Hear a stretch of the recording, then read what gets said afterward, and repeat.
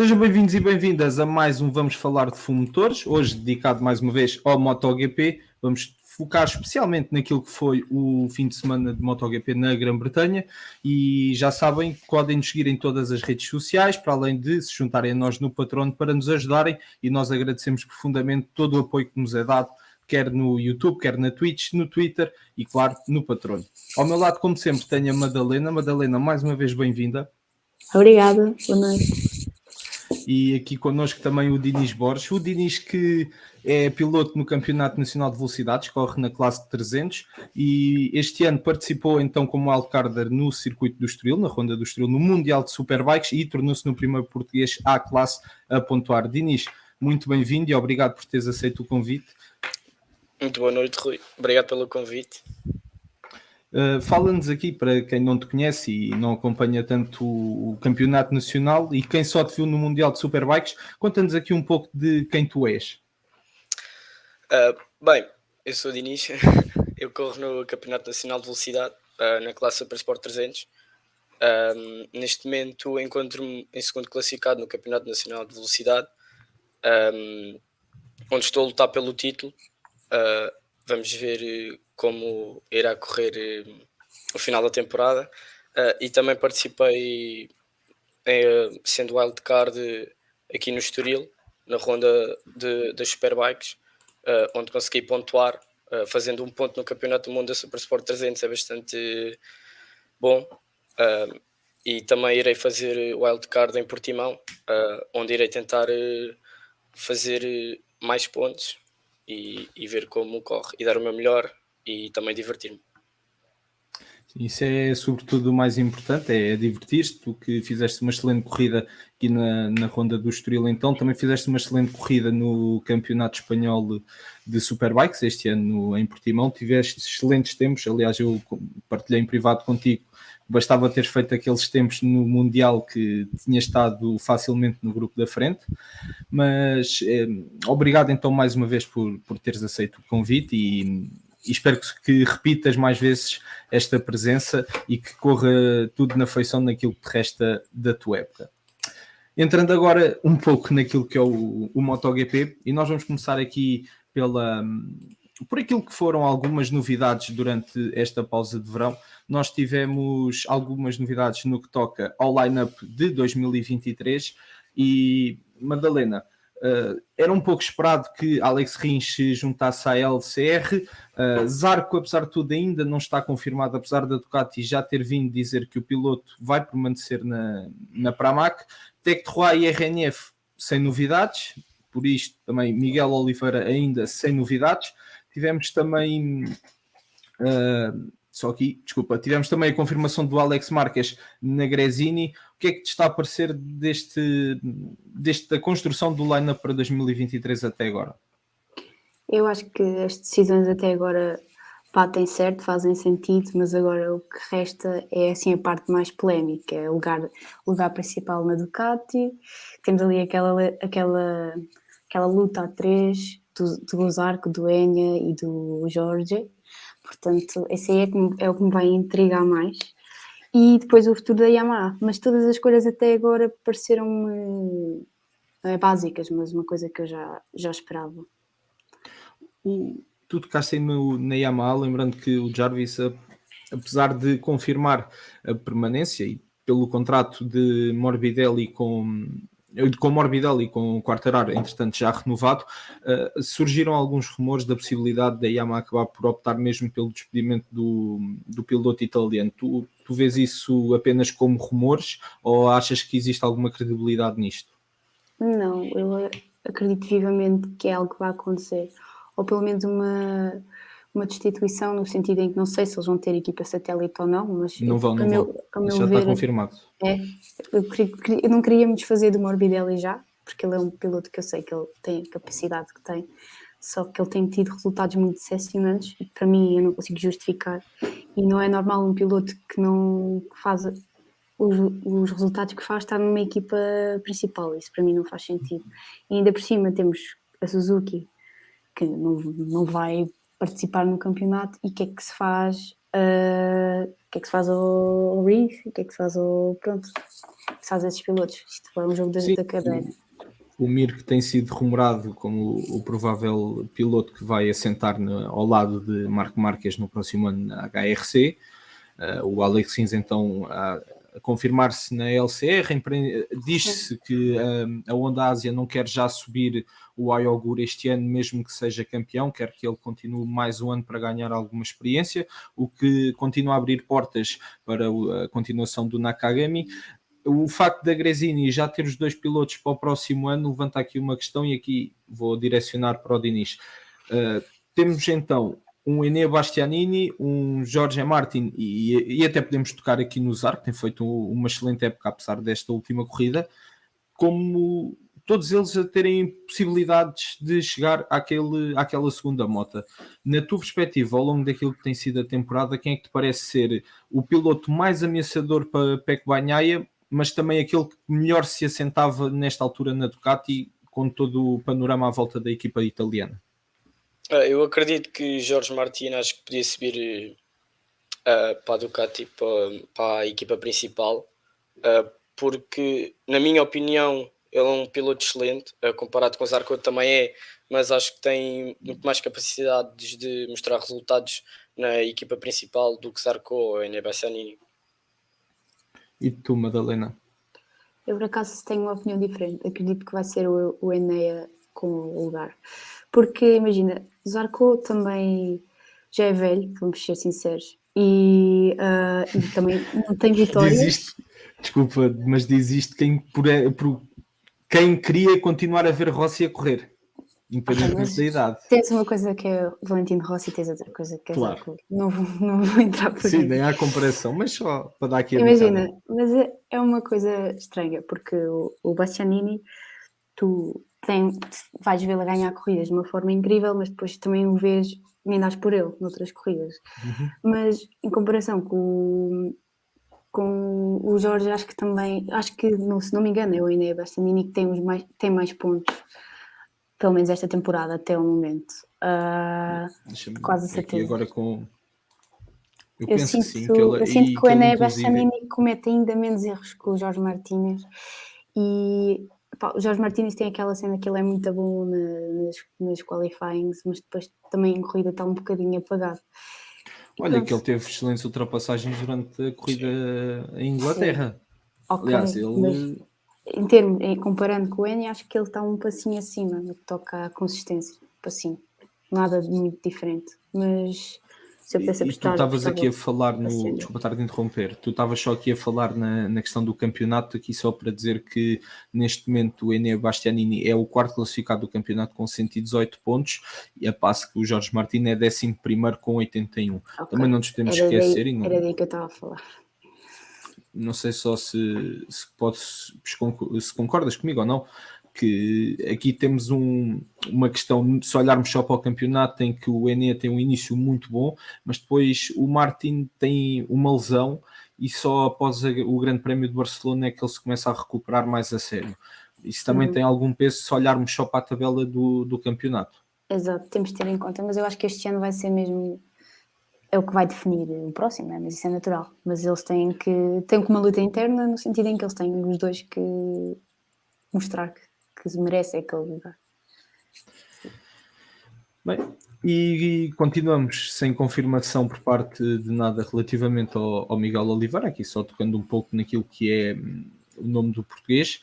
O Oliveira, que segundo se sabe estará ainda em contrato, por assim dizer, com a KTM no que diz respeito ao poder revelar o seu futuro. Segundo informações que partem do paddock, apontam para o dia 1 de setembro como o dia final desse contrato, e acredito também que só a partir daí se começará a definir aquilo que será o futuro do português, que, pergunto-vos aos dois, estará mais do que decidido. Ele próprio diz que pelo menos no MotoGP vai continuar. Podes começar, Madalena, se faz favor, sempre as senhoras primeiro. Em relação ao caso Miguel Oliveira, para mim é um bocado meio tabu. Eu não sei o que dizer, não sei mesmo. Eu acho que sim, por ele ter dito que irá continuar na grelha do MotoGP, isso acho que não vou meter em causa, não acredito mesmo que seja. Agora aonde? Nem desconfio, nem faço ideia. sinceramente. Pois eu E também tu, estou um Dinis? bocado da opinião da Madalena. Eu só acredito neste momento quando vir, porque ele ia para a Gresini, entretanto já vai para a RNF. Sincero, não, só acredito quando vir. Mas acredito que Miguel irá para a RNF, digo eu, não sei. Vamos ver o que o futuro nos reserva e sobretudo o Vamos que ver. reserva ao português, que pelas palavras dele vai continuar no paddock no próximo ano, e isso é o que mais interessa. Vamos ver se numa moto tão competitiva como a KTM, eu acredito que sim. Vamos esperar para então ver o que o piloto português tem a dizer. Entrando aqui um pouco agora no fim de semana do que foi o MotoGP, temos aqui duas novidades que foram assim mais assinaláveis. A KTM acabou por levar um novo escape que anteriormente tinha sido testado em Jerez, e tanto Miguel Oliveira como Binder acabaram por reconhecer que este novo escape acaba por ser mais calmo, o que acaba por não fazer tantas vibrações na moto e acaba por se tornar também numa condução bem mais agradável. Eu não sei, vocês repararam naquele novo escape da KTM? Os pilotos acabaram por dizer que preferem muito mais este novo escape que o anterior, não que faça grande diferença a nível de velocidade na opinião deles, mas sobretudo por tornar a condução mais confortável. Agora, o mais interessante no meio disto tudo foi que ambos os pilotos, a principal queixa foi o barulho. E agora pergunta a dois pilotos: faz o barulho assim tanta diferença em cima da moto? Imagina, as nossas motas são um cangalho comparado com as motos que Pois, vocês Claro. falaram. Sim, nem se compara, eu sei. Eu Mas só por aqui a acaso- questão de perceber para vocês, até às vezes a nível de perceber como está a moto. Se o barulho é assim tão importante Sim, como sim, eles o quiseram barulho. parecer. Através do barulho tu consegues detectar. Até o que eu sentia era, imagina, pelo barulho eu sabia se estava alguma cena bem ou mal, mas isso não é preciso ter muito tato para definir. Uma coisa é, eu acho que em termos de quem corre àquele nível, não sei se o barulho é assim tão tem assim tanta importância ou não consigo mesmo ter noção. Para mim, tinha. Para eles, não faço ideia. E para ti, Dinis? Na minha opinião, sendo as nossas classes, como a Madalena disse, não fazerem muito barulho, mas eu acredito que o barulho é capaz de desconcentrar um pouco, pelo menos na minha opinião. Às vezes, quando eu vou um piloto atrás, eu vou mesmo colado ao escape do piloto da frente e às vezes acaba por desconcentrar um bocado o piloto, mas isso já é outro assunto. Mas eu acredito que incomoda-me bastante. Posto o escape da KTM, vamos falar daquilo que para mim foi até agora a invenção do ano no que toca ao MotoGP. Eu decidi chamar aquelas asas traseiras, por assim dizer, da Ducati como Gigimon, que aquilo é uma evolução clara daquilo que o Gigi Dall'Igna pretende para a equipa italiana. No fundo, o que é que são os chamados Gigimon? São carnagens colocadas na parte traseira, que o objetivo presume-se de conseguir aumentar a estabilidade em curva e com isto também ganhar mais velocidade de saída. E já vão perceber o porquê da parte do presume-se. Isto porque a configuração das carnagens em todas as motas que acabaram por utilizar estas asas, ou estas carnagens, neste caso, tiveram todas elas uma característica e uma configuração diferente, o que mostra que a Ducati está à procura de várias coisas ao mesmo tempo. Jorge Martin, por exemplo, não gostou propriamente de usar esta engenhoca e relatou que sentiu muito mais dificuldades nas mudanças de direções, mas que, apesar de tudo, a nível de reta, se sentiu muito mais confortável e por isso quer continuar a testar esta asa, mas não foi muito a favor da implementação para já da mesma na Ducati. Já a Enea Bastianini, outro dos pilotos que está ali, digamos, numa guerrilha com Jorge Martin pelo próximo lugar da Ducati, diz que precisa testar mais para ter certeza, mas gostou muito desta nova invenção, pois acabou por lhe garantir muito mais estabilidade e velocidade nas curvas, mas também nas retas. Miller e Bastianini, por exemplo, utilizaram estas asas quer em qualificação, quer em corrida, já Pecco Bagnaia e Jorge Martin optaram por não usar. Madalena, queres comentar esta nova invenção da Ducati?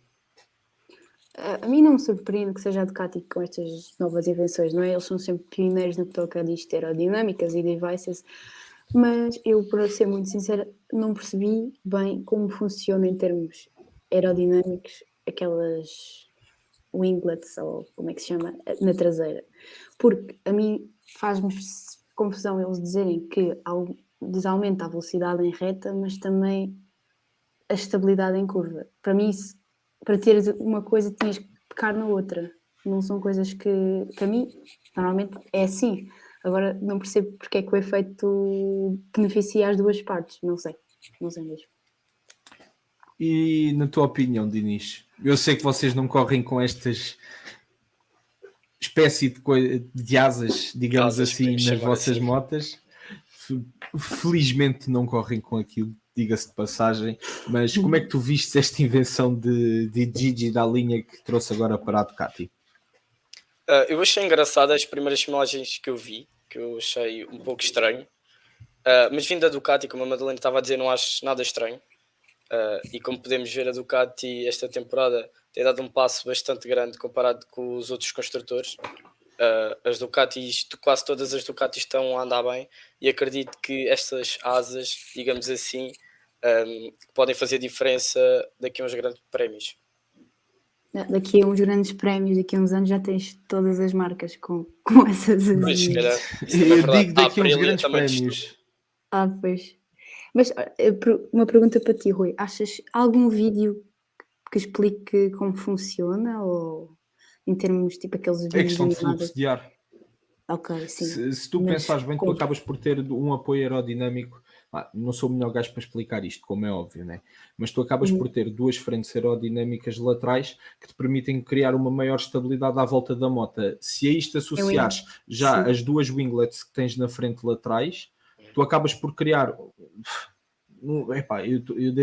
Um cientista ou um gajo qualquer que perceba disto deve estar a achar ridícula a minha tentativa de explicação. Fala, a gente percebe. Mas acaba por criar como se fosse uma almofada, por assim dizer. Acaba por deixar a moto, isto na minha perspectiva, claro, mais estável quando estás em curva. Tu estando mais estável consegues ganhar mais velocidade.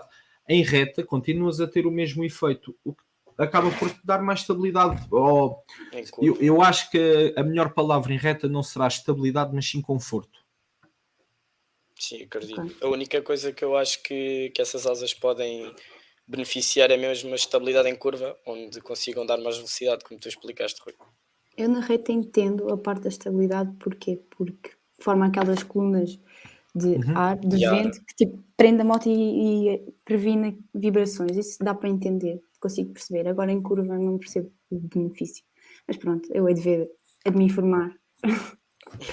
Para o próximo BP, lá está, a Ducati acabou também por não abrir muito jogo sobre isto, dizendo que é apenas algo que estão a explorar, e muita gente questionou sobre a legitimidade ou não de a Ducati poder trazer estas asas para o Mundial. E a verdade é que a Dorna e a FIM, quando se sentaram à mesa com as equipas para fazerem as regras técnicas, ninguém se lembrou que alguém podia meter asas na parte de trás. Logo, não há nada estipulado sobre isso.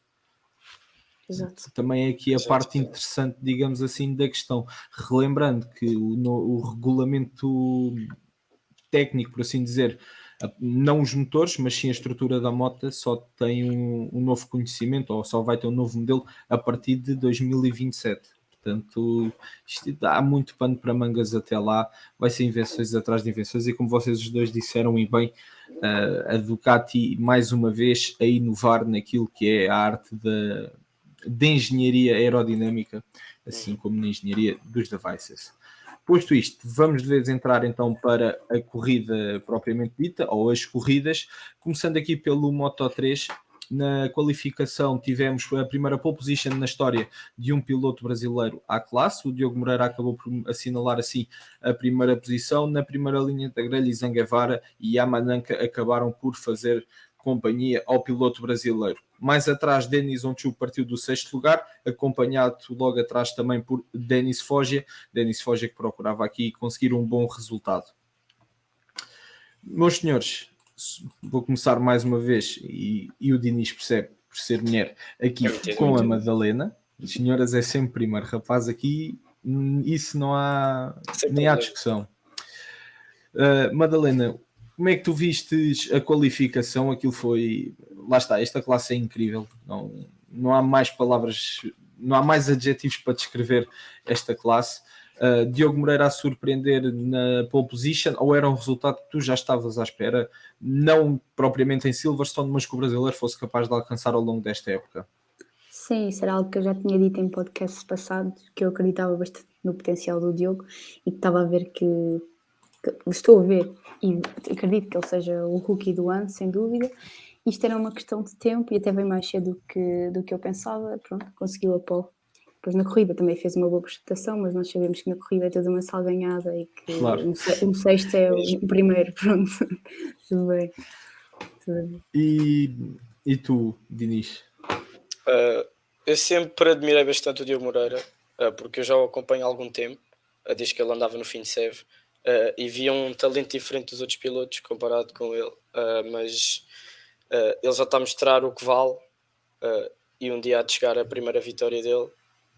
Mas falando um pouco mais agora da qualificação, a qualificação de Moto3 é sempre uma qualificação que nunca se pode esperar de algum piloto fazer a pole, porque nunca se sabe. Eles na qualificação era como se fosse uma corrida e é ver quem consegue fazer o melhor tempo no cronómetro. Passando então um pouco para aquilo que foi a corrida. Eu não sei se concordam comigo, foi das melhores corridas do ano em todas as classes do Mundial. Foi incrível. Nós, com 10 voltas corridas, tínhamos um grupo de perseguição de 21 pilotos. Atenção, nós estamos a falar no total de 30 pilotos, 30 e poucos pilotos. E estavam 21 no grupo do líder. Para termos aqui uma noção, do primeiro até ao 13º classificado, estamos a falar de 2 segundos. Isto já na parte final, com muito pneu comido, e não há mesmo palavras. É incrível. Quero só aqui deixar mais um. Eu às vezes falo nisto e eu sei que sou um bocado chato com isto. Completamente desnecessária a repetição do acidente do Ayumu Sasaki com, salvo erro, o Izan Guevara. Não quero estar em erro. O japonês ainda estava estendido no chão, já estava a mostrar imagens do rapaz, já estava a mostrar repetições do acidente. Chega. Eu sei que sou chato com estas questões, mas... Eu por acaso reparei nisso e depois lembrei-me logo de ti, mas eu sei que eles já repetiram quando viram a sair da maca e viram que ele estava consciente. Estava consciente. Sim, porque eles mostraram a queda e ele ficou lá estendido por uns 5, 6 segundos. Mudaram o plano de imagem e depois só meteram a repetição quando já o viram a sair consciente. Por isso eu até aceito, não foi assim tão desnecessário. Havia necessidade de mostrar durante tanto tempo o piloto no chão? Mas eu acho que foi uma coisa que, imagina, também não se repara logo de início, porque imagina, há pilotos que ficam 2, 3 segundos no chão, tu não consegues, quando tu mudas o plano. Se não tens a certeza, mudas o plano. Ok, percebo, concordo, mas de certo modo não achei que fosse muito grave. Já vi pior. Voltando então àquilo que foi a corrida, o Denis Foggia acabou por fazer uma corrida fantástica. Ele na última volta acabou mesmo por assumir a liderança e vencer a corrida. O Jaume Mauzi a vir lá da parte de trás, do fundo do túnel, cá para cima, umas últimas 2 voltas incríveis por parte do espanhol. Deixem-me tirar o chapéu também a Denis Ontos. O turco está noutro nível no que toca a saber travar e saber a arte de ultrapassar. Super agressivo, mas ao mesmo tempo super limpo. Temos piloto ali com Denis Oncho e também aqui John McPhee, que fez uma corrida incrível. Era ultrapassagens atrás de ultrapassagens para o escocês, que merecia ter conseguido subir mais na classificação. Quanto a vocês, vou começar por ti, Madalena, falando então daquilo que foi a corrida de Moto3. Eu adorei a corrida, como já tínhamos falado, eu estava perplexa porque de repente via 10 ou 12 pilotos a travar para a mesma curva, todos ali. Eu disse há bocado que para mim foi completamente chocante não ter. Eu sei que houve bastantes quedas, mas como é que não há mais? Para mim é mesmo Não consigo Ainda entender. bem. É preciso dizer Claro, ainda bem. claro. Mas, Não vão sair daqui a chamar-te de sedenta de sangue ou uma cena assim. não, nada disso. Mas uma coisa que eu também gostei bastante da corrida foi a prestação do Ivan Ortola. Também acho que ele merece um destaquezinho, apesar de. Acho que ele caiu. Caiu? Não, acho. Sim, Acho não, caiu mesmo. caiu. E pronto, é tudo isso, é recuperação. Eu acho que veio décimo.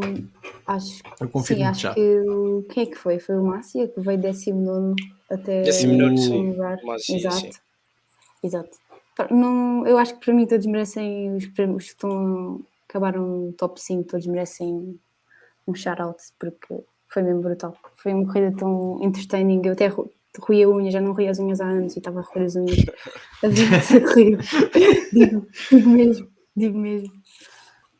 Olha, É deixa-me isso. só dar aqui também um props, por assim dizer, ao David Munhoz, que apesar de ter caído já na parte final, pá, faz uma corrida incrível. Ele que ainda passa pela long lap e anda sempre ali na luta pelo pódio e na luta pela vitória. E este miúdo, assim como o Rueda, quando se vir no próximo ano, vão dar muito e muito que falar. Atenção. Dinis, agora tu sobre a corrida então de Moto3. Mais uma vez, corridas de Moto3 é sempre uma luta incrível, de um grupo enorme de pilotos a tentarem vencer, um grupo às vezes de 15, 20, como foi este fim de semana de 20 pilotos. Eu achei a corrida incrível, todos os pilotos estiveram a lutar pelo pódio, mas eu dou os meus parabéns ao João Macia, que veio de 19º para, se não me engano, segundo. Foi segundo ou terceiro? Foi segundo. Foi seguro. E sem dúvida, vê-se que Moto3 e mesmo o Campeonato do Mundo de MotoGP, que está com um ritmo incrível, e vamos ver o próximo grande prémio como irá correr na mesma categoria. Apesar deixa-me dar aqui uma pequena chega, apesar da excelente qualidade do MotoGP e também do Mundial de Superbikes, a classe de Moto3 e a classe das 300 todos os fins de semana roubam um show. Sim, a classe de Super Sport 300 também é uma classe muito competitiva, onde são também 20 pilotos a lutar pela vitória. Eu posso dar um exemplo, quando eu fiz o wildcard aqui no Estoril, eu estava num grupo de 20 pilotos, estávamos a lutar todos pelo pódio. Eu fiquei em 15º a 7 décimas do primeiro, portanto 7 décimas não chega quase a um segundo, e ficar em 15º é mesmo uma competitividade incrível nestes dois campeonatos. Eu costumo dizer aqui que eu neste momento não compro um bilhete de MotoGP, eu compro um bilhete de Moto3, que por acaso também vai ter o Campeonato Mundial de Moto3. Nas Superbikes já meto quer as Superbikes, quer as 300 no mesmo patamar, portanto já não posso dizer da mesma forma. Posto isto, nada a ver, vamos só dar aqui, antes de passarmos à corrida de Moto2, uma vista aqui pelo Fórum TSF. Aqui o Carlos Estradinha a dizer-nos boa noite, a Joana Moreno, campeã da W Series, aqui a dizer boa noite a todos, grande corrida este fim de semana. O Cenas DF1 a dizer boa noite, chuchus, boa noite, senhor Cena. Já a Luísa também nos diz boa noite, ela que também estará de regresso aqui ao podcast brevemente. Aqui presumo que Isto esta é para mim, seja isto é para para mim. ti. É. Orgulho mata bicha, muito bom, Mata ganha lá, uma nova bicho. alcunha para ti. Mata lá bicha, nem é sequer mata bicha, tá Isso bem? tem a ver com a alcunha das pessoas que são da minha aldeia. Um dia tens que contar essa história. Aqui o Cenas falava aqui do escape da KTM a dizer que era muito feio por sinal. A Joana aqui a dizer que também se pode falar do espírito do regulamento. Daqui a pouco, ó, Joana, só falta vermos aqui da RS e eu acho que já faltou mais. E Não aqui o falta muito. David Lário 2 a dizer sou teu fã de Inês. Aqui já pelo menos um Obrigado, fã obrigado. teu. Passando então àquilo que foi a corrida de Moto2. E antes de irmos à Moto2, desculpem, só aqui dar um passo pelo campeonato de Moto3, que ficou então com Sérgio Garcia na liderança com 182 pontos, mais 3 pontos que Izan Guevara. Já Denis Foggia sobe então ao terceiro posto com 140, está agora a 42 de Sérgio Garcia. Já o Mozia fica então na quarta posição com 127 pontos. Está aberta a luta pelo campeonato de Moto3, apenas 3 pontos a separarem os dois pilotos que estão na frente do campeonato. Pegando então naquilo que foi agora a qualificação de Moto2, agora se entrarmos no Moto2, aqui apenas lembrar então que Augusto Fernandes acabou mesmo por fazer a pole, seguido então por Joe Roberts e Ai Ogura na primeira fila da grelha. Vocês, alguma coisa a dizer sobre aquilo que foi então a qualificação do Moto2? Para a qualificação não tenho nada a acrescentar. Eu acredito na qualificação. O Augusto Fernandes, em geral, está a um nível acima de todos os outros pilotos, a que tem demonstrado uns resultados incríveis e que podemos ver este fim de semana. Na qualificação faz a pole position e consegue acabar por ganhar a corrida.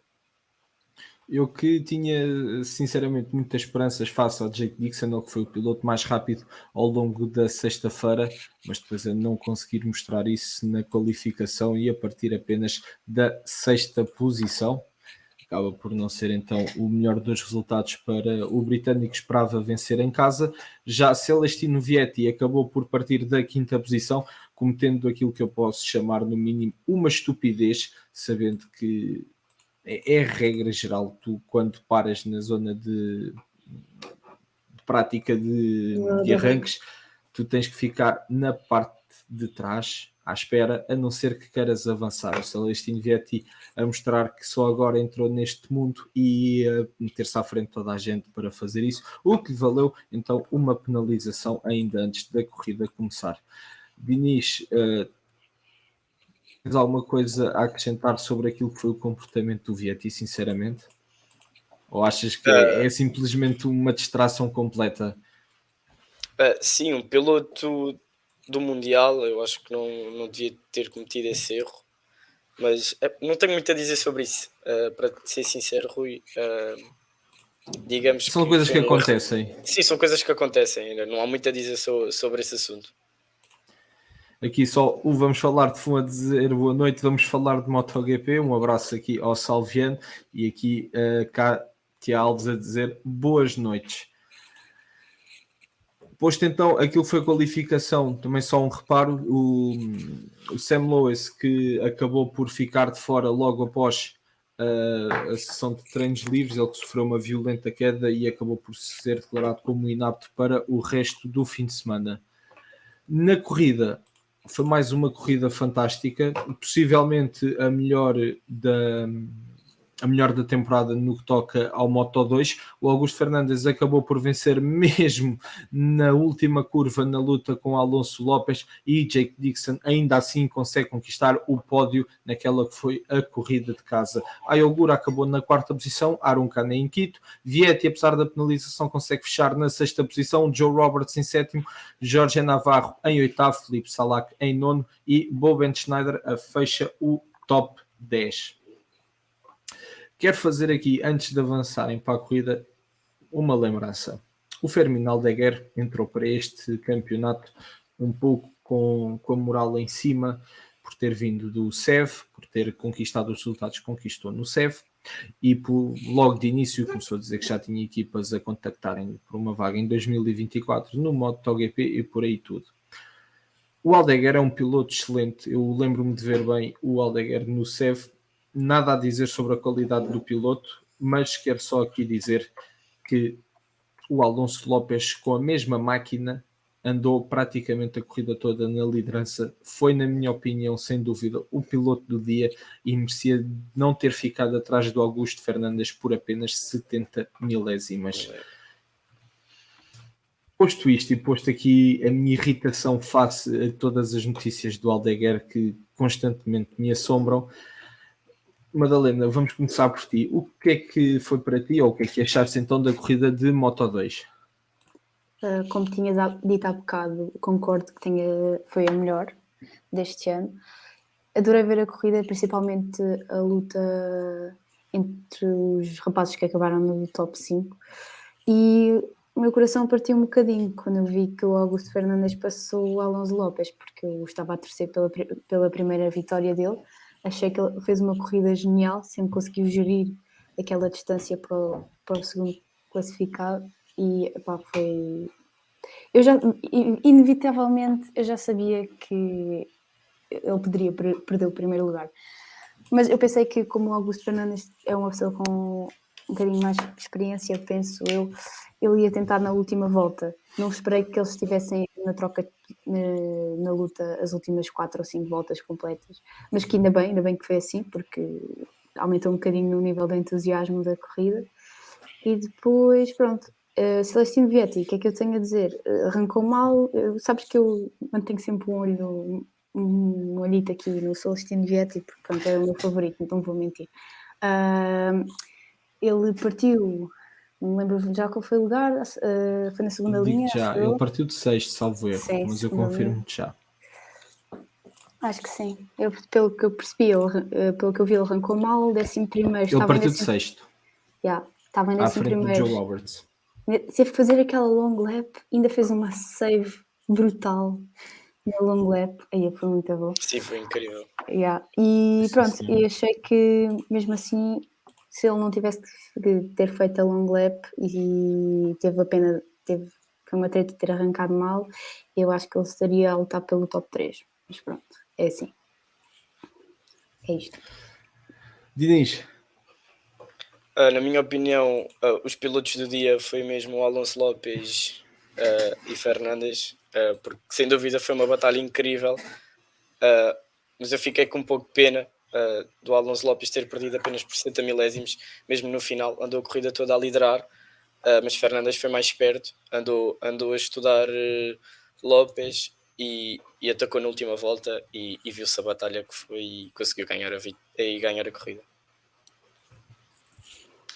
eu lá está, fico mais uma vez chateado porque queria mesmo e torci mesmo que o Alonso Lopes conseguisse levar a vitória, Também eu. não esquecendo que isto é sempre importante, não esquecendo que o Alonso Lopes corre com uma boca ao escuro. Epá, aquilo faz-me uma confusão.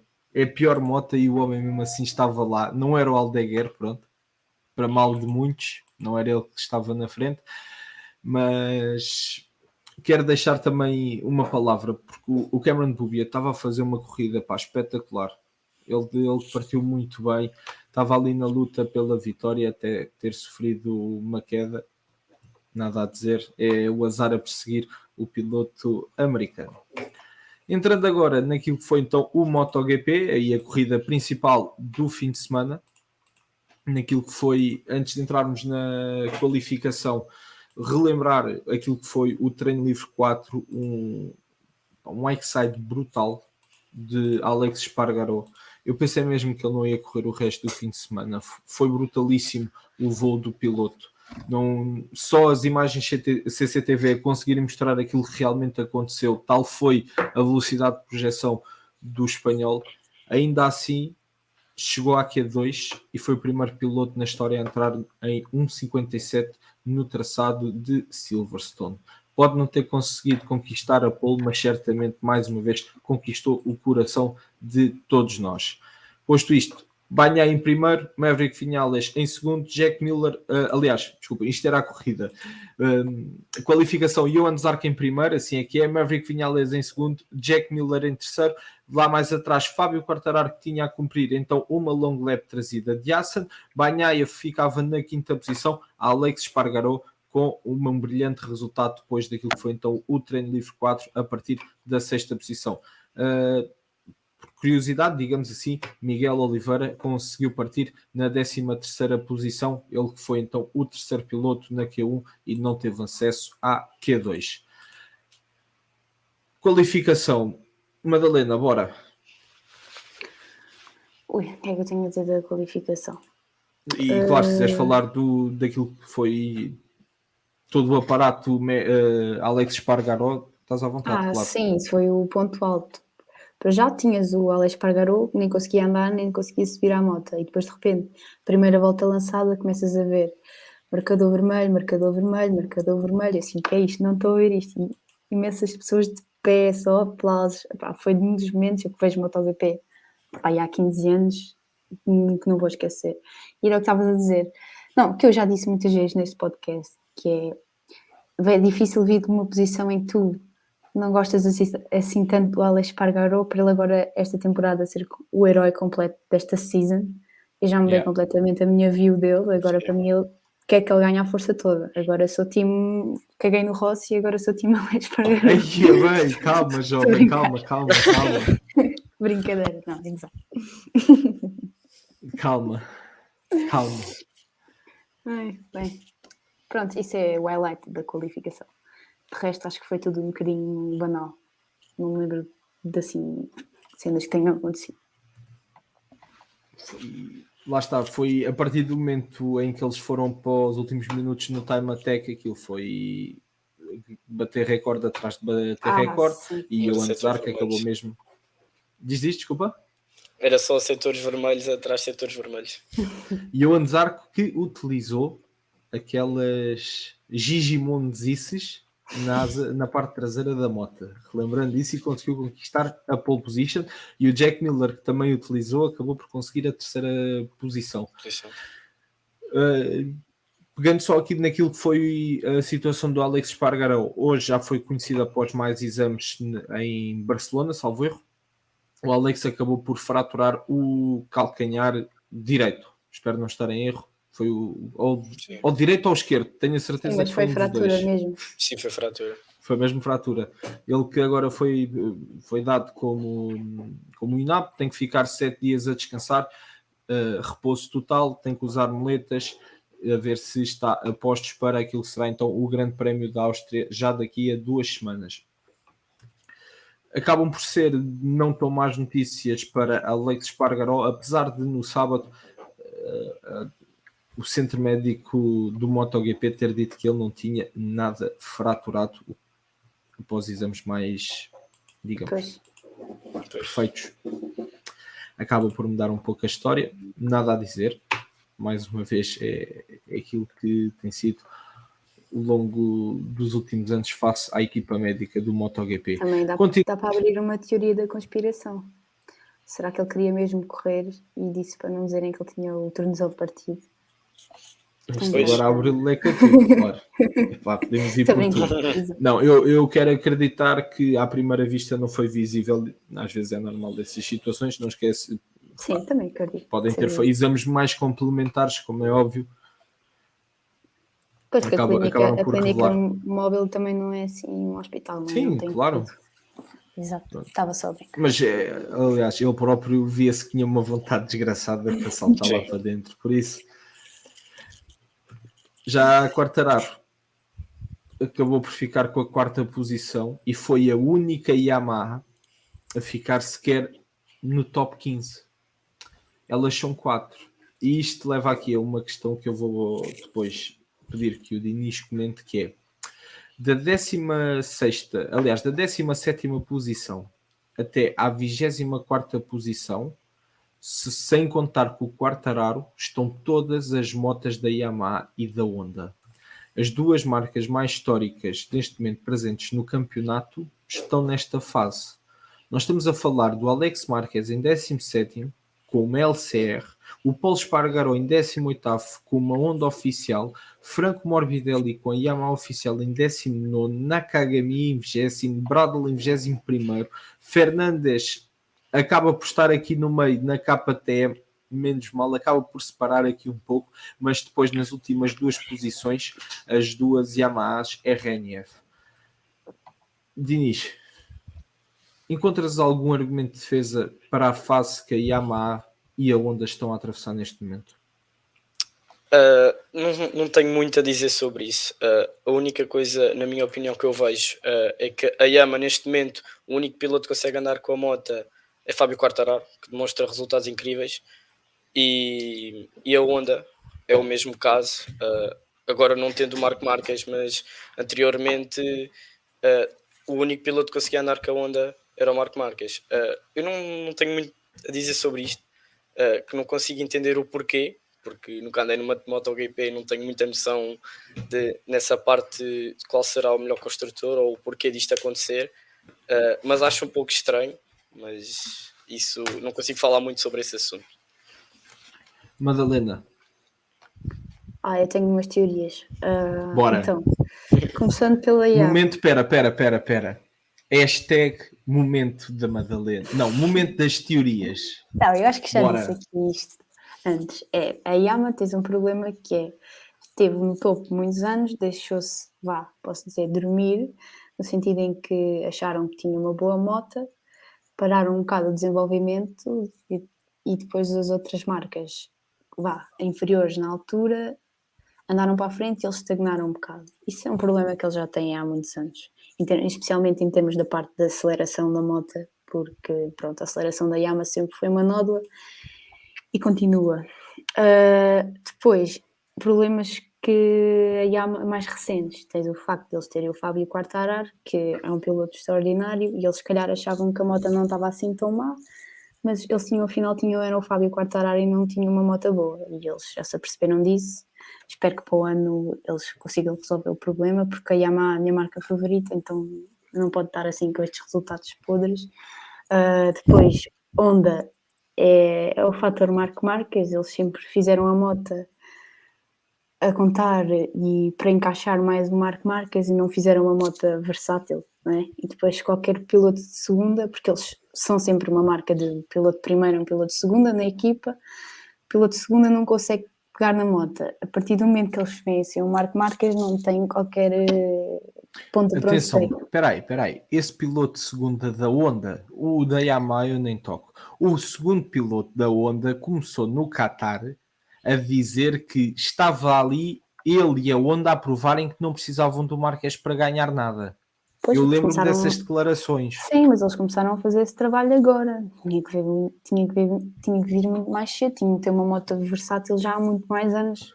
Não é Mas agora isto foi do Qatar, que o Espargaró disse isto. Ok, então e o Espargaró, desculpa, para ver se calhar sou eu que não estou a perceber a questão.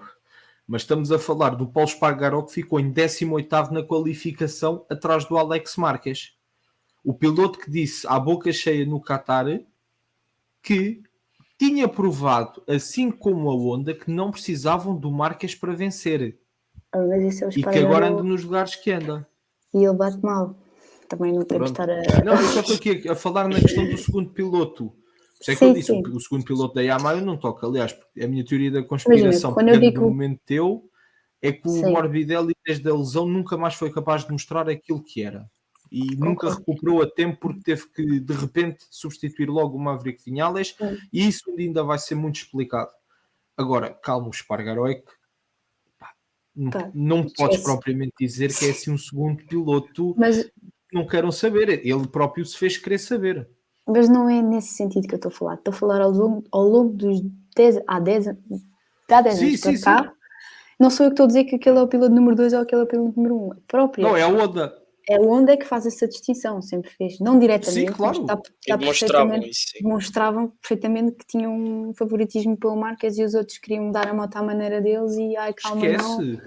Porque... Desde 2013, não me deixem errar, desde 2013 que é o Marques que manda. Não Honda, ponto final. E o Puig não quer que isso mude. E o Puig não consegue também meter na cabeça que neste momento não tem o Marques e que não sabe se algum dia vai voltar a ter o Marques que teve. O Marques vai voltar e não vai ter a mesma facilidade. Claro que não. Agora tens... Eu não sei quantas mais vezes é que o Marques pode cair, rapaziada.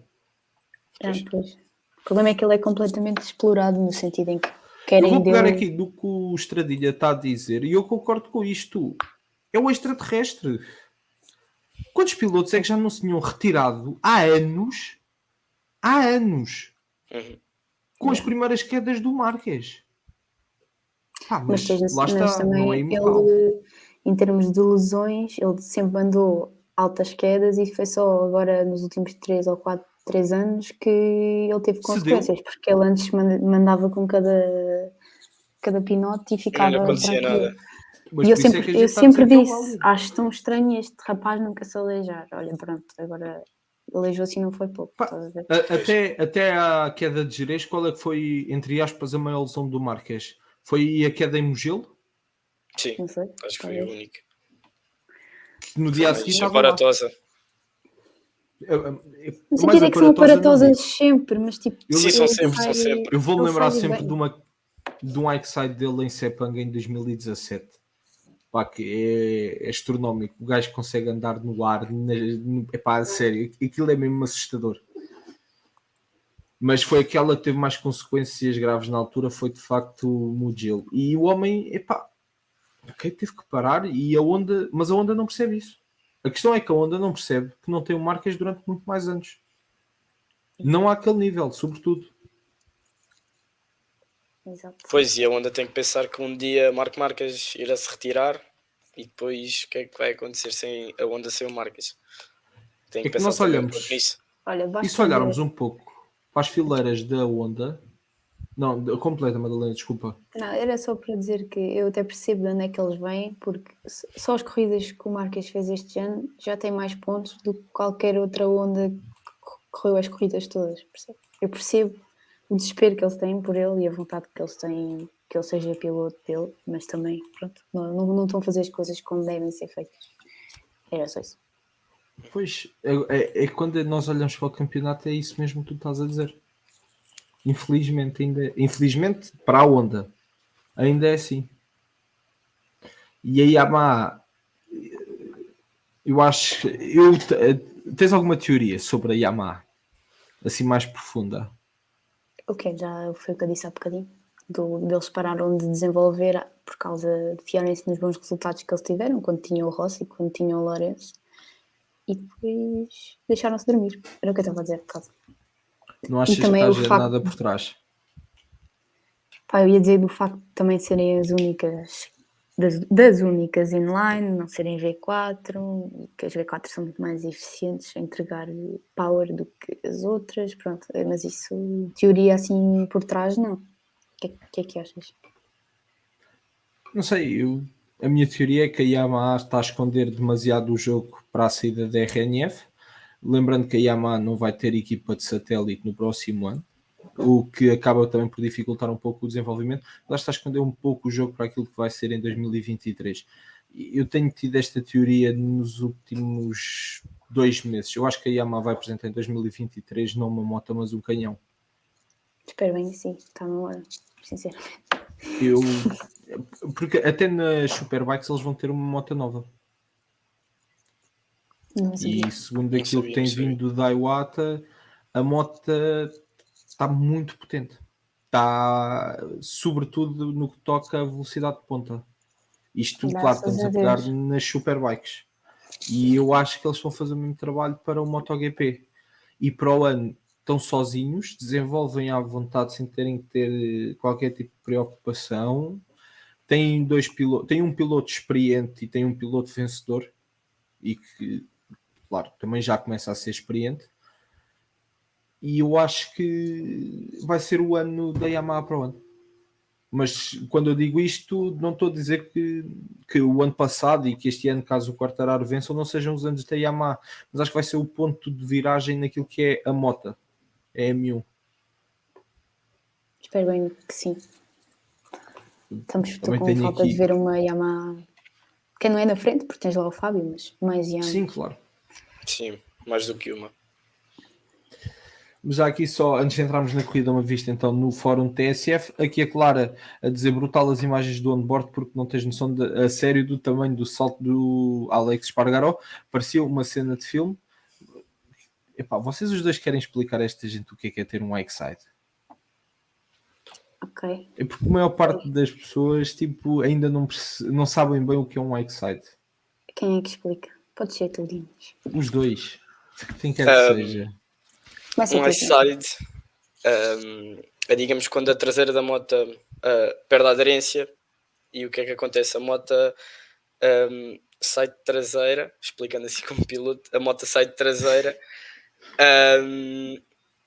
e tu a moto acaba por, como é que eu ia dizer, por te expulsar, e é uma queda bastante forte, como podemos ver nas filmagens do Alex Vou Espargaró. fazer a pergunta de outra forma, que era o que eu estava à espera que tu me respondas. Explica a esta malta o que é sofrer um X-Side. Eu felizmente nunca sofri um muito forte, já alguns, mas não muito fortes, como por exemplo o do Alex Espargaró, mas é uma dor. Também não tens a moto que ele tem, calma. Sim, mas mas quando há uma queda em highside é bastante duro, comparado com quando perdemos a frente ou outro tipo de queda. Madalena, queres acrescentar? Sim, mais ou menos, é como o Diniz disse, só que não é simplesmente perder a aderência, é perder e voltar a ganhar, ou seja, faz aquele Sim, exato, sacode. exato. E eu já tive uma, e 140 km/h e o que eu sinto é que de repente tu estás sentado no ar, o teu assento desaparece do teu rabo, tipo, de repente, oi, Alcatrão, e a moto está no outro lado e tu estás no mesmo sítio. Ou ao contrário, tu estás noutro sítio e a moto continua lá, pronto. É só a sensação de repente não tens onde te sentar porque a moto já não dá para baixo. É isso. E dói muito. E não é pouco. E não é Muito. pouco. Aqui o Brito Boss 1, boa noite a todos. Uma pergunta para a Madalena: alguma explicação para a prestação do Fábio? Já vamos falar nisso quando entrarmos na corrida. Aqui o que estava a dizer Diniz, piloto profissional, sim senhora. O Cenas da F1 a dizer que o centro médico ou o pessoal médico do MotoGP são também médicos do SNS, não me parece de todo mal. Aqui o Luís Cereja a dizer: onde a Yamaha desenvolveram as motos para apenas um piloto por mota. Agora o resultado desta estratégia está à vista. Aqui também aquilo que a Madalena acabou por, e o Diniz também explicar sobre aquilo que é então a Honda e a Yamaha, que o gostava de dizer, olha o Luís Reis, que o boss Salviano a dizer, espera aí, aqui também há separadores imensos, temos que começar a criar aqui, sou Salviano, aqui aqueles vídeos todos manhosos que Vossa Excelência faz. Depois aqui o Estradinha, como tínhamos mostrado há pouco, a dizer que então Marco Marques é um extraterrestre. O Luís Reis a dizer, o MotoGP ganhou interesse com a falta do Marques, o campeonato tornou-se disputável, apesar de continuar a adorar o piloto. Isto também é algo que concordamos os três, certo? Sim, Apesar sim. de tudo. Exato. Depois aqui o G. Soares a dizer um X-Side é tipo quando um piloto está quando o piloto está farto de andar de moto e quer ir para as boxes. É mais ou menos isso. Quero ir para a senhora. ambulância. Pois, só se for. E depois aqui também a dizer, atenção, estou a brincar, levem a discutir, você que são quedas feias e ninguém quer fazer um X-Side. Claro, nós percebemos que estávamos na brincadeira, era bom que assim fosse apenas segundo o teu relato. E aqui o Gustavo a dizer que o Diniz é o melhor piloto de Portugal, na minha opinião. Oh, Diniz, quanto é que pagaste ao Gustavo? Eu não paguei nada, Mas muito obrigado, Gustavo. Posto o Fórum TSF, vamos entrar então no último tópico da noite, que foi então a corrida de MotoGP. Vou falar já aquilo que foi o resultado final, como costumamos fazer, para depois entrarmos naquilo que foi então a corrida. Pecco Bagnaia, com uma excelente prestação, consegue então a 4ª vitória do ano e torna-se assim também no piloto que mais venceu até agora no Mundial de MotoGP nesta temporada. Na 2ª posição, Maverick Viñales, excelente resultado do piloto espanhol a conseguir aqui mais um pódio com a Aprilia, e Jack Miller a utilizar o seu Gigimon para conquistar a 3ª posição. Enea Bastianini acabou por ser o melhor piloto independente, ficando na 4ª posição, seguido por Jorge Martin e Miguel Oliveira com um excelente 6º resultado. Alex Rins, que ainda esteve na frente, acabou na 7ª posição. O Fábio Quartararo aqui na 8ª posição, seguido pelo seu concorrente direto na luta pelo título, Alex Espargaró, que apesar da lesão e da queda, como falámos há pouco, conseguiu conquistar ainda assim um excelente 9º resultado, e a fechar o top 10, Marco Bezzecchi, o rookie italiano da VR46, consegue aqui mais uma excelente pontuação.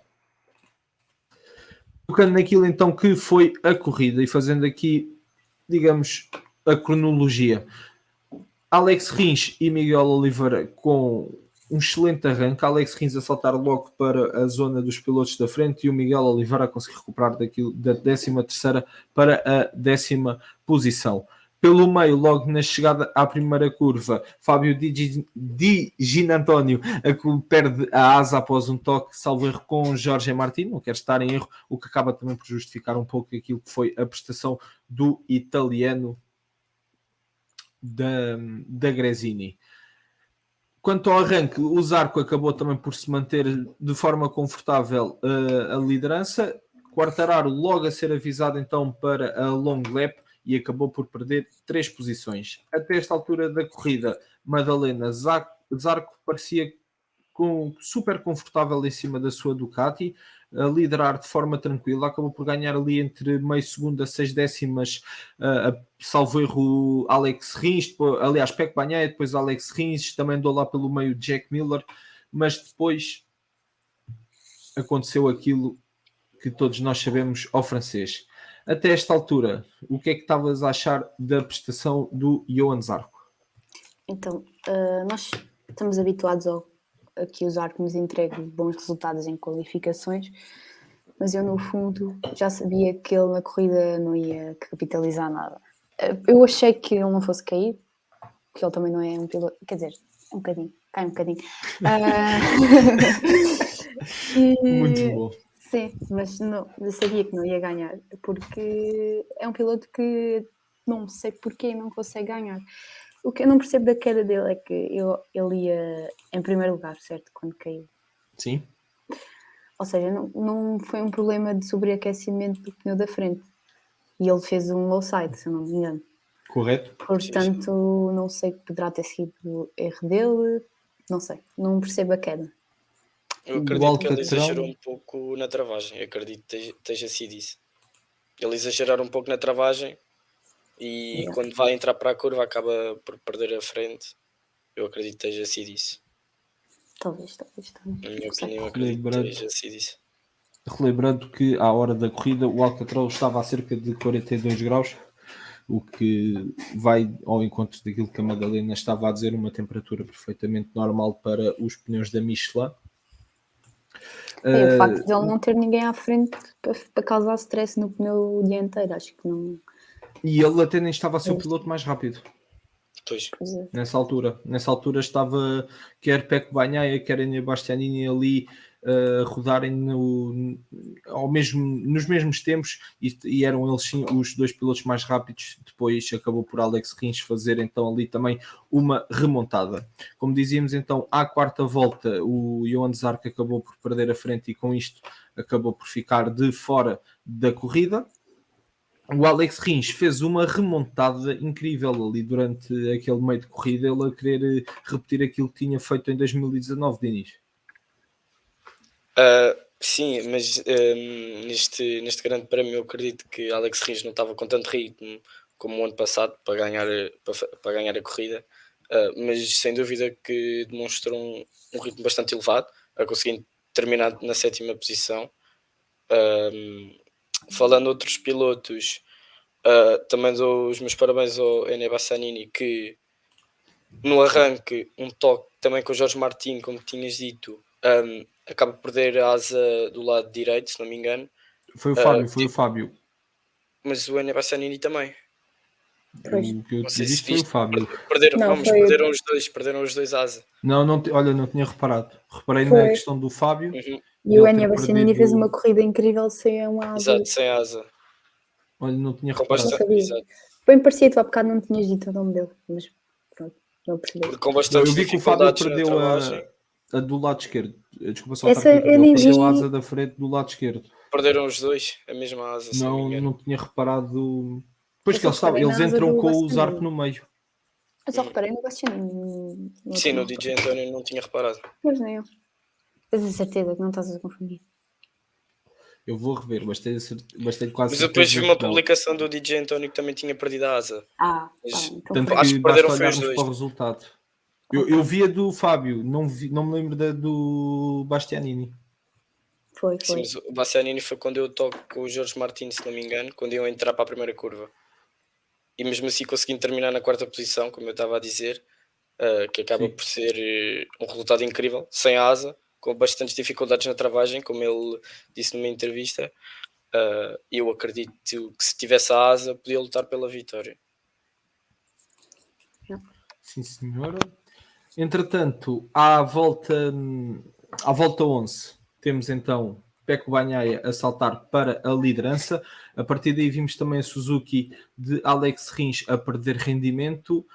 Já Johan Mir também estava a perder algum rendimento na Suzuki, mas acabou por cair na volta 14, também um low side para o piloto espanhol, e depois aquele que acabou por ser também um dos momentos do fim de semana, o Fábio Quartararo, que acabou por ter uma escolha de pneus diferente de toda a gente, ele que acabou por utilizar pneu médio atrás quando todos os pilotos que terminaram no top 10 utilizavam pneus duros, ele acabou por perder bastante rendimento e acabou por vir cá para trás a 4 voltas. Então, do final, ele que acabou por ter ali uma excelente disputa com Miguel Oliveira, e tenho a dizer, meus senhores, na saída da Curva Club, na entrada da Hamilton Straight, que vai ser o ponto, para quem não sabe, vai ser o ponto de partida no próximo ano no MotoGP, tem uma santa ultrapassagem ao Fábio Quartararo.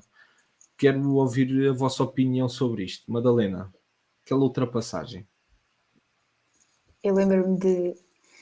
Eu vejo pelo vídeo ao passo do MotoGP e lembro-me bastante da reação dos comentadores.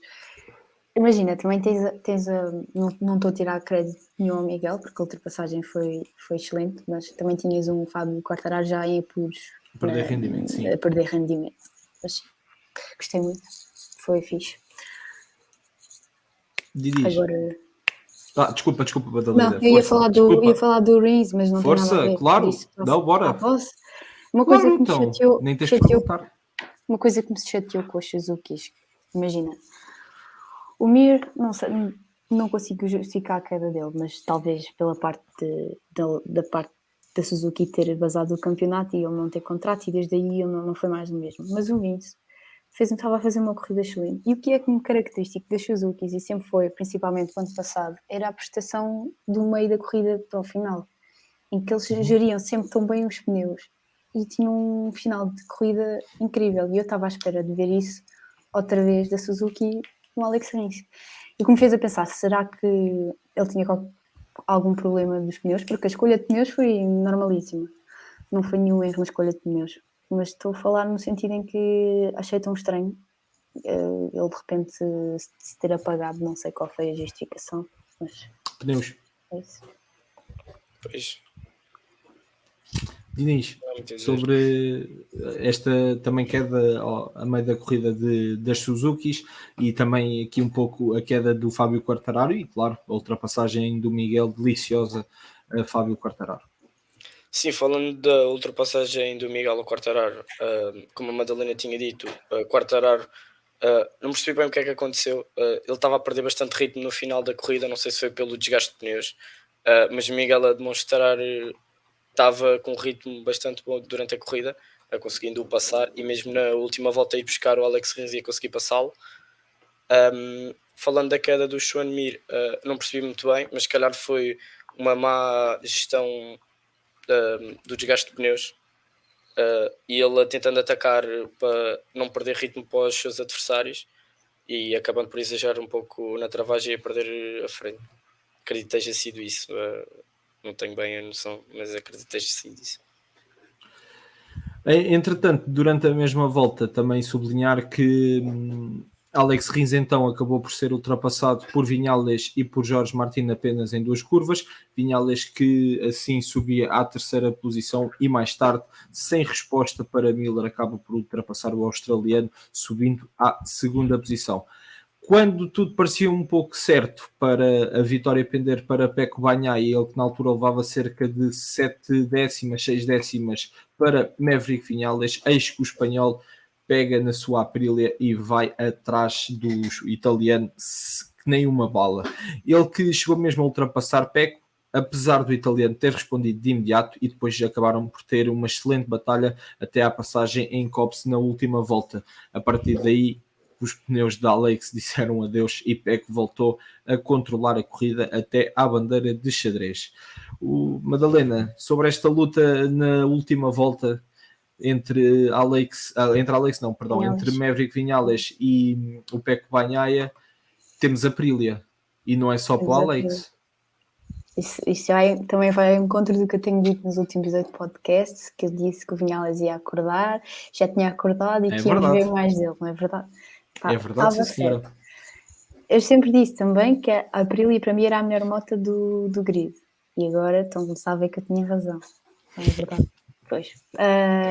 Basicamente vai ao encontro do que eu digo. A Aprilia é uma moto bastante complexa, tu consegues conciliar... Desculpa de interromper-te, este é o separador e o momento Madalena. Sim. Tem razão. Exato. Mas agora mudaste à parte. Eu acerto bem da coisa. Pronto, é que estava a dizer, aquilo vai ao encontro do que eu disse, porque tens uma Aprilia que é uma moto, para mim é mais equilibrada, no sentido em que tens a aceleração, tens a velocidade em reta, mas também tens a estabilidade em curva. E além disso tens um Viñales e um Alex Espargaró, para mim são os dois pilotos com mais cheio de vitórias, no sentido em que tens o Alex a querer ter o primeiro campeonato no mundo e tens o Viñales a querer provar que continua um piloto de topo. E o que me custou ver foi que, para mim, o Viñales antecipou-se um bocadinho, sofreu um bocado de ânsia, porque eu acho que ele conseguia tirar a vitória ao Peco, mas precipitou-se um bocado, não conseguiu manter a calma. E eu acho que houve ali 2 erros que ele fez, porque acho que ele alargou a trajetória 2 vezes e que fez perder imenso tempo. Eu acho que ele, com a cabeça assim mais concentrado, mais calmo, eu acho que ele conseguiria ter feito o primeiro lugar. Mas mesmo assim, acho que arrisco-me a dizer que para a próxima corrida temos um Viñales no pódio também. Diniz, sobre esta luta final. Eu acredito que Viñales podia ter ganho a corrida.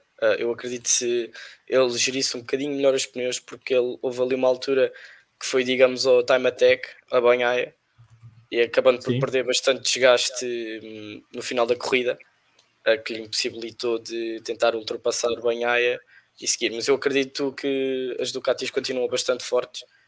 A Aprilia também já está a demonstrar que está bastante forte, mas eu continuo a dizer que as Ducatis não são fáceis de parar.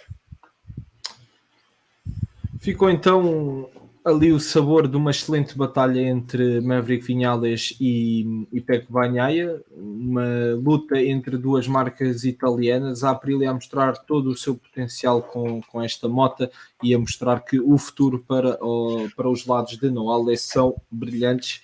Isto poderá mesmo até passar, quem sabe, para a equipa de satélite do próximo ano, a RNF, que, como tem sido rumorado, e nós já falámos, poderá ter Miguel Oliveira como seu piloto. Miguel Oliveira, então, que consegue passar também Rins na curva Eri já na última volta e acabou por subir ao 6º lugar. Acabou por ser também um excelente resultado depois de ter partido 13º, concordas, Madalena? Concordo, sim, sim. Diniz?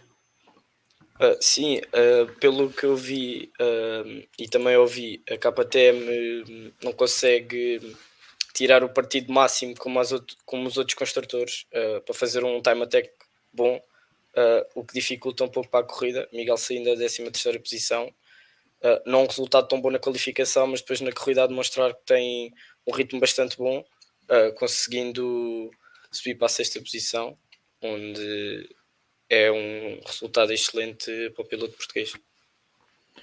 Tu pegaste aí só numa questão. O Guidotti, em declarações à Sport TV, ao Pedro Gamito, antes do início teve umas declarações, digamos, interessantes. Quando o Pedro lhe pergunta quais são os problemas mais graves, ou o principal apêndice neste momento na KTM, o Guidotti foi pronto a responder que o problema passava a falta então de competitividade no time attack, e isso impossibilitava que a moto estivesse lá em cima. Questionado sobre o que poderia estar a originar esses problemas, o Guidotti foi prontamente a dizer que a culpa era do estilo de condução dos pilotos. Não tem nada a ver com a moto. É pura e simplesmente pilotos. E da vossa experiência e do vosso conhecimento, acham normal que uma pessoa tão importante na KTM como o Guidotti venha assim dizer desta forma que o problema é dos pilotos? Madalena, chuta. Eu não tinha ouvido isso, mas até o próprio Miguel já veio dizer várias vezes, e acho que disse no final desta corrida que a qualificação ainda é o fator que o está a empurrar para baixo e que Sim. precisam de uma moto que é melhor na qualificação, foi o que o Diniz disse. E eu acho que isso é visível para toda a gente, porque é muito raro o dia em que passa uma KTM para a Q2. E eu acho que não é justo e não é bom para a moral dos pilotos, nem bom para o ambiente na equipa estarem a ouvir isso, quanto mais quando é claramente mentira, porque eles têm uns 2 pilotos muito bons e acho que isso Ele próprio sabe que não é verdade, não sei porque é que ele respondeu isso, mas talvez, se calhar, em relação à atenção que se faz sentir agora por causa da silly season, não sei. Diniz, sobre estas declarações, queres acrescentar mais alguma coisa? Na minha opinião, eu acho que não é dos pilotos, mas sim da KTM em si, acredito eu, na minha opinião, porque todas os outros. Atenção, desculpa, Sim, não, sim, não é. não é? Ele não fala que a culpa é dos pilotos, ele diz que a culpa é do estilo de condução dos Sim, sim. pilotos. Ok? Só para que fique bem claro. Sim, sim, o estilo de condução dos pilotos, mas eu acredito que não, porque todos os outros construtores conseguem tirar 7 décimas, 6 décimas no time attack, na qualificação, enquanto que a KTM só consegue tirar 1, 2 décimas ah, ao tempo dos treinos livres. Portanto, eu acredito que não seja do estilo de pilotagem dos pilotos, mas sim da moto. Fica dito então a vossa opinião sobre estas declarações. No final, então, Pecco Bagnaia conquistou a 4ª vitória, como tínhamos dito há pouco, é o piloto com mais vitórias. A Ducati também acabou por estabelecer um novo recorde, já que tem neste momento 18 pódios consecutivos, uma nova marca então para a equipa italiana e, por conseguinte, também uma marca no Mundial de MotoGP. No final das contas, aqui o mais importante, Fábio Quartararo, apesar da long lap, acabou por ganhar um ponto, ou mesmo é dizer que depois da queda Alex Espargaró conseguiu apenas perder um ponto para o francês, o que acaba por manter bem viva a luta no campeonato entre estes dois. Visto aqui agora só para terminar a corrida de MotoGP, aquilo que está então o campeonato, Quartararo com 180 pontos, já Alex Espargaró com 158, tem neste momento apenas menos 22 que o piloto francês. Francesco Bagnaia está neste momento na 3ª posição com 131 pontos, logo a seguir Enea Bastianini com 118 e Johan Zarco fecha o top 5, ele que acaba por descer então para a 5ª posição depois desta desistência, tem neste momento 114 pontos. Já Miguel Oliveira aqui também só para completar ocupa neste momento a 10ª posição com 81 pontos, menos 3 pontos que o 8º classificado Alex Rins. Posto isto, temos então a luta bem viva no campeonato e espera-nos uma corrida incrível agora na Áustria. A Áustria que vai acabar por ter um novo traçado para a corrida deste ano, já que na segunda reta acabará por nascer uma nova chicane. Mais alguma coisa, meus senhores, a acrescentarem então à corrida de MotoGP ou por vocês relativamente ao que foi a corrida está tudo dito? Eu Madalena, gostava força. só de falar um bocadinho do Fábio, porque... Bora. Aliás, tens uma pergunta aqui sobre isso. Tenho? Vou aqui recuar um pouco. Tens sim, senhora. Eu disse que nós íamos responder mais à frente. Eu estou olha, aqui à então procura. calha bem. Deixa-me só... boa. Mas, sabes, eu e tecnologias é um bocado... Eu já encontrei a pergunta. Então, ajuda-me. Boa noite a todos. Uma pergunta para a Madalena. Alguma explicação para a prestação do Fábio? Então, era isso. Imagina, isto também vai ao encontro que eu já disse, que é, quando tens um Fábio, tu tens sempre um Fábio, quando parte da primeira linha, do primeiro lugar, tens sempre um Fábio desesperado para chegar à primeira posição na primeira curva e sempre um Fábio desesperado a retaliar logo a posição quando a perde. O Fábio teve um mau arranque também, e depois da long lap, também temos aí perguntas sobre a long lap, mas pronto, deixa-me só... Já lá vamos. Depois da long lap ainda perdeu mais lugares. Então isto vai àquela coisa que eu digo, que a Yamaha não funciona quando vais em grupo. Quando tens ar sujo, diremos, ou quando tens ar quente que destrua também o pneu dianteiro, e também porque a partir daí não consegues usar o que distingue tão bem a Yamaha das outras motas, que é a velocidade em curva. A partir do momento que tu vais em grupo, não consegues tirar partido de fazer uma curva com tanta fluidez. E pronto, é por isso que o Fábio Quartararo teve a prestação que teve. Também a escolha de pneus não foi mais acertada, mas eu penso mesmo que uma boa escolha de pneus não ia mudar assim tanto a sua prestação. E pronto, é isso. Basicamente não queremos ser uma Yamaha no meio de uma pack, porque vamos sobreaquecer o pneu e não vamos ter como usar a maior vantagem que a moto nos dá. É isso. Sim, mas não esquecendo também que o Fábio do top 10 foi o único piloto que optou por escolher pneus médios atrás. Sim, Isso acaba por ter também um peso, Mas tem penso eu, peso naquilo que foi nas a performance. últimas 5 Sim, voltas, I guess. Mas sim, tirando. mas é aí que ele depois começa a perder também mais rendimento. Ele até essa altura estava ali no top 5. Acho que estava Mas top 6. lá está, Mas mais uma vez, é aquilo que tu tens dito sempre ao longo destes podcasts, que é o ar sujo está a prejudicar a Yamaha. yeah, está assim. Pronto, e tinhas aí as Didis, perguntas. desculpa, deixa-me só. Didis, Yeah, queres yeah. acrescentar mais alguma coisa àquilo que foi a corrida de MotoGP? Não, eu já disse tudo o que tinha a dizer. Então, agora sim, vamos dar aqui só uma vista de olhos no fórum TSF e responder àquela pergunta que a Madalena que está aqui desejosa de responder. Não Aqui, preciso de ser eu. Era só porque eu ia perguntar um bocadinho. Não, claro. Aliás, quero a opinião dos dois até. Aqui o Tomás Domingos a dizer: vim só dar um abraço a dois grandes pilotos e a um grande comissário. Ele também é comissário Abraço. no Autódromo Abraço. do Estoril. E aqui a tal pergunta. Antes de irmos à pergunta, só aqui ver também o cenas da F1 que dizia aquela ultrapassagem de Miguel que mais parecia o oferecido dos meus pais quando tinha negativa. Agora sim, a pergunta que a Madalena quer responder aqui do Soares. Já agora, qual foi a vossa opinião sobre a penalização do Quartararo? Sendo que, pelo que se diz, a penalização acho que é para durar entre 2 a 3 segundos e, pelo que parece, salvo erro, a long lap dele durou cerca de 0,8 segundos, não esquecendo que foi o suficiente para perder, salvo erro, 3 posições. Acham que fazia mais sentido ter uma velocidade máxima, tipo velocidade pitch, para fazer a long lap durar os tais 3 segundos? Ou faz sentido o que aconteceu de supostamente ter durado 3 segundos e durou 0,8 segundos? Bora, Madalena, chuta. Eu não preciso ser eu a responder, mas vá. Eu acho que não faz sentido ter uma velocidade controlada, porque a penalização por si só já é uma grande penalização, no sentido em que ele perdeu 3 posições e para mim isso já é prejudicial o suficiente. E quando dizes que durou 0,8, eu acho que 0,8 é o que ele demora a fazer aquele trajeto a mais, mas na realidade acho Não, que ele ele demorou perdeu. mais. Ele demorou bem mais. Ele demorou realidade, no mínimo 2 segundos. 2 segundos. A 1 realidade segundo e é que meio, ele 2 perde. segundos. Exato, na realidade ele se calhar perde muito mais do que isso. Não sei de onde é que veio Aqui o 0,8. eu percebo o 0,8 segundos. O que o Soares aqui está a dizer, ele não fala do 0, ou estou eu em crer que ele não fala do 0,8 segundos de duração de long lap.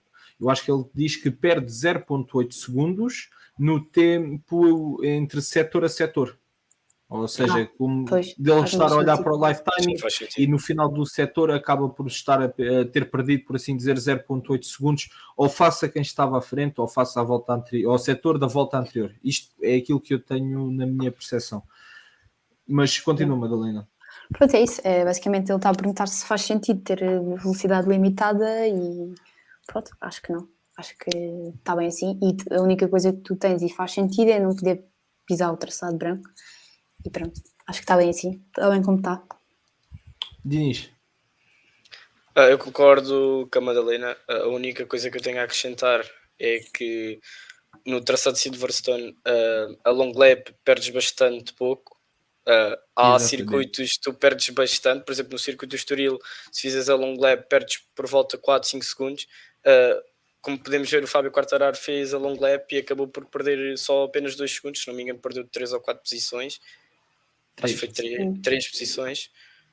E conseguindo assim recuperá-las, e eu acredito que as long laps em certos circuitos têm que ser, digamos, melhor feitas de outra maneira. Eu, aqui dando também um pouco aquilo que é a minha opinião em relação a este tema, as long laps, lá está, variam de circuito para circuito, portanto tu também teres aqui uma velocidade máxima e a fazer exatamente a mesma situação, porque as long laps continuavam a ser diferentes de circuitos para circuitos. Como tu dizias e bem, a long lap do Estoril perdes imenso tempo. Lembro-me também da long lap, salvo erro, de Assen, onde te perdes imenso tempo e depois pegas em Misano ou pegas em Silverstone, que a long lap é quase feita a fundo e é bastante rápida. É uma questão de design dos traçados. Por isso é algo que não me parece que se deva de mexer. É algo que está feito como está feito e pronto, se calhar repensar-se em algumas long laps em certos traçados, nada mais. Sim, melhorar as long laps de maneira a que percas mais segundos e assim sendo imposta a penalização igual em todos os circuitos. Ok. Posto isto, penso que não há muito mais a falar sobre aquilo que foi a corrida de MotoGP e o fim de semana de MotoGP. Como dissemos, então eles voltarão ao ativo agora na corrida da Áustria. Antes de fechar, quero só ainda passar por 2 tópicos que quis deixar aqui para o final. O primeiro tópico, já aqui o Gustavo falou, aliás, este foi o primeiro tópico. O Dinis que pergunta assim, agora sim, tenho uma pergunta para o Dinis. E neste caso vou estender aqui a vocês os dois, e começando como sempre pela Madalena. O que é que achaste do anúncio do André Dovizioso em como se vai retirar da competição, não no final do ano, mas já em Misano, de forma a ter a sua despedida em casa, ele que depois também será substituído para as restantes corridas por Cal Crutchlow? Eu sempre achei que ele não ia continuar para o próximo ano, mas não pensei que fosse uma saída assim tão abrupta. O que é que eu acho? Eu acho que toda a gente quer sair daquela moto, e também já tens o André Dovizioso, que também já não é novo. Acho que faz bem retirar-se do MotoGP, porque também agora com esta dança das cadeiras não tens lugar para as jovens promessas, quanto mais para o André Dovizioso. Não dizer mal dele, que eu adoro como piloto, Claro. mas é assim que eu Ele tem vejo. uma carreira recheada, nunca esquecendo. Ele que, se não fosse a existência de um extraterrestre, como há pouco o Estradinha dizia, chamado Marc Marques, tinha vezes e vezes também sido campeão. Dinis, agora para ti, o que é que achas da saída de André Dovizioso? Digamos que eu acho que a saída dele, eu acho que ele faz bem, digamos assim, porque André Dovizioso acho que já passou a sua fase.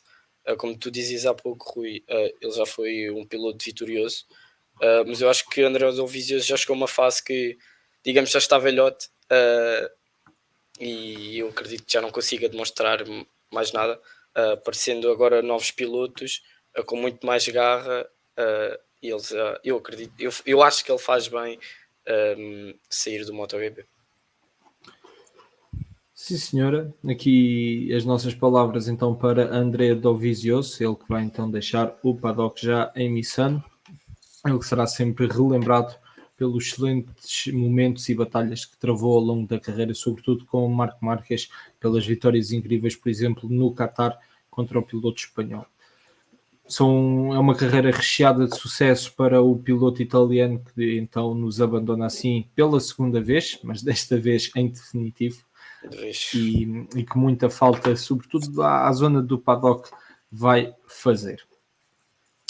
Entrando agora no último tópico, e aqui será uma coisa mesmo muito breve, porque eu ando a tentar convencer o nosso amigo Bateneira a tentar fazer aqui um episódio especial sobre isto, e vocês há pouco falavam sobre saídas do MotoGP, e eu quero dar aqui uma palavra para um homem que foi deixado de parte o ano passado no MotoGP, que viu a sua carreira quase a ser enxovalhada, por assim dizer, por uma equipa austríaca, muito parecido com, ou melhor, a continuação de erros sucessivos por parte da marca austríaca, mas aqui a sair por cima Iker Lecuona.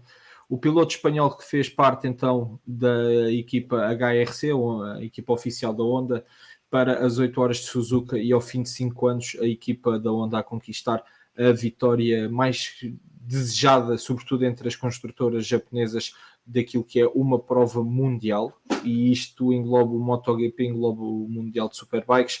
Quem segue o Mundial de Resistência e quem sabe o que são as 8 horas de Suzuka percebe exatamente aquilo que eu estou a dizer. Foi mais uma corrida incrível, mais uma corrida cheia de emoção. É mágico simplesmente poder termos 8 horas de motas em Suzuka, e mais uma vez uma pena tudo aquilo que aconteceu à IART, continua a sucessão de azares para a equipa da Yamaha, em contraste com aquilo que tem acontecido também aqui um pouco no MotoGP. Apesar de no MotoGP terem um senhor chamado Fábio Quartararo, mas lá está os azares a baterem à porta. A BMW, que depois de uma excelente vitória nas 24 horas de Spa, acabou por sofrer aqui com problemas de motor e a ter que abandonar muito cedo a prova em solo japonês, e mais uma vez, nunca é demais dizer que foi um excelente resultado para a Honda com Tetsuta, que conseguiu bater o recorde absoluto do traçado Suzuka no que diz respeito ao motociclismo e conquistou também assim a pole position logo para as 8 horas e depois uma corrida super consistente por parte da Honda. Não deu hipóteses, por exemplo, à equipa da Kawasaki, que era composta com nomes como Jonathan Rea, Alex Lowes e também Liam Aslam, 3 veteranos daquilo que é as 8 horas de Suzuka e 3 pilotos com muita experiência e que nem assim conseguiram estar ao nível da Honda este ano, e Iker Lecuona esteve simplesmente brilhante, a somar também aquilo que tem sido o seu percurso esta temporada no Mundial de Superbikes, e por isso aqui a nossa palavra para Iker Lecuona e claro todo o staff da Honda, a Honda que em brincadeira, eu dizia entre amigos que veem também assim, o Mundial de Endurance como eu, que nem doidos, acabámos por dizer que a Honda este ano acabou por investir todo o dinheiro foi nas 8 horas de Suzuki, esqueceu-se completamente do MotoGP, do Mundial de Superbikes e tudo mais. Foi apenas, eles só fizeram para ganhar as 8 horas de Suzuka este ano. Mas como nem tudo é bom nas 8 horas de Suzuka e todos nós temos noção do perigo que é correr naquele traçado japonês, não é demais deixarmos aqui mais uma palavra para Gene Rea, o piloto britânico que durante o warm-up pré-qualificação de top 10, digamos assim, acabou por ser vítima de um acidente incrível e brutal. Felizmente não temos imagens dessa situação. O acidente ocorreu entre a 130R e a chicane Casio, ou a chicane da Vitória, ali um pouco à semelhança e a 300 flashbacks de acidentes anteriores, e o piloto acabou por ser mesmo evacuado de helicóptero para o hospital depois de ter sido prestados os primeiros socorros ainda no circuito. Ele que durante esse dia esteve sempre inconsciente, foram poucas as informações que saíram inicialmente sobre o piloto. Segundo se sabe de forma não oficial, mas de pessoas perto da família, jornalistas que acompanham constantemente o Mundial de Endurance, ele que foi operado então à zona das costelas, à zona do peito, foi também operado aos pulmões e infelizmente, ou felizmente, digamos, porque ainda foi a tempo, acabou também por ter que ser intervencionado na zona da cabeça. Ele que também, segundo relatos, durante o acidente terá visto o seu capacete ser completamente destruído, também não foi então o impacto. Mas entretanto ontem já surgiram notícias bem mais animadoras. Ele que, apesar de continuar em coma, já está mais estável. Hoje seria, segundo as informações que existem, ele hoje seria, se tudo corresse bem, se o estado se mantivesse estável e sobretudo a questão da temperatura corporal se mantivesse estável, ele que hoje já iria conseguir respirar e iriam então desentubar Gene Rea de forma a conseguir respirar de forma autónoma. Mais uma vez aqui nós não vamos falar de fumotores e todos nós, pilotos deste mundo fora e comissários e simplesmente amantes de motociclismo, deixamos aqui uma palavra de muita força, quer para a família, quer propriamente para o Gene Rea, isto que será apenas mais uma fase naquilo que é a excelente carreira do piloto britânico. Para fechar, aqui o Gustavo deixa-nos uma pergunta, e agora para também não acabarmos neste ambiente um pouco mais pesado, ele diz assim, uma pergunta para os três: quem acham que vão ser os campeões das 3 categorias do MotoGP? Madalena, bora, para fecharmos em grande. Ok, MotoGP, Alex Espargaro, Moto2, Augusto Fernandes, Moto3, Izan Guevara. Diniz, bora. Igual. Já estava a pensar e é igual, sem dúvida. Se calhar alterava em MotoGP. Então, Fábio Quartararo ou Banhaia, não sei. Estou em dúvida. Eu deixo aqui o meu prognóstico, por isso já sabem no que é que não devem de apostar. Em Moto3 eu continuo a achar que vai ser o Ayumu Sasaki a levar o título. No Moto2 eu acredito que vai ser o Ayogura o campeão, ou então o Celestino Vietti. Atenção, não se pode esquecer do Vietti. E no MotoGP eu acho que quem vai sair campeão somos todos nós em casa, que ainda vamos ser presenteados com excelentes corridas até ao final da temporada. Posto isto e depois de uma resposta politicamente correta, muito obrigado mais uma vez, Madalena, muito obrigado, Dinis, pela tua presença. Nós voltaremos mais uma vez a seguir ao Grande Prémio da Áustria. Já sabem, podem seguir o Vamos Falar de Fumotores em todas as redes sociais, em todos os canais, quer de podcasts, quer também aqui de videocasts, como é então a Twitch e o YouTube. E Madalena, para te encontrarem nas redes sociais, bora. Está aí escrito, olha aí. Espera aí, que isto agora não aparece. Olha, está aí, Madalena_46. O Twitter Dinis. também está aí alguns no Twitter da... não sei. Dinis, e tu? É ali o meu nome, Dinis Borges 16, e encontram logo. Sim, senhora, estão feitas então as últimas declarações. Nós voltaremos então a seguir a Áustria. Já sabem, amanhã temos o Vamos Falar de FUM, o normal, a missa de quarta-feira, e já sabem que missas à quarta e durante toda a semana também só podem ver aqui, não se vê missas em mais lado nenhum, que eu gostava de corrigir-te a dizer que é Dinis Borges 16, a corrigir não, a acrescentar aqui, desculpa, tudo junto. Obrigado. Portanto, já sabem, depois, ainda teremos também um episódio sobre NASCAR, um episódio sobre o EC e IMSA também ao barulho. Amanhã, não, pera, hoje é segunda, pois, na quarta-feira vamos falar, isto já é tanta coisa. Amanhã será também o episódio do WRC com o Vasco Moura, com o Guilherme, com o José Manuel Costa, com o David de Batoneira. Isto é tanta gente que um gajo até se esquece. Portanto, já sabem, podem nos seguir sempre então nas redes sociais, acompanhem tudo a par e passo. Da nossa parte é tudo. Desejamos então a todos vocês desse lado o resto de uma boa noite. Fiquem bem.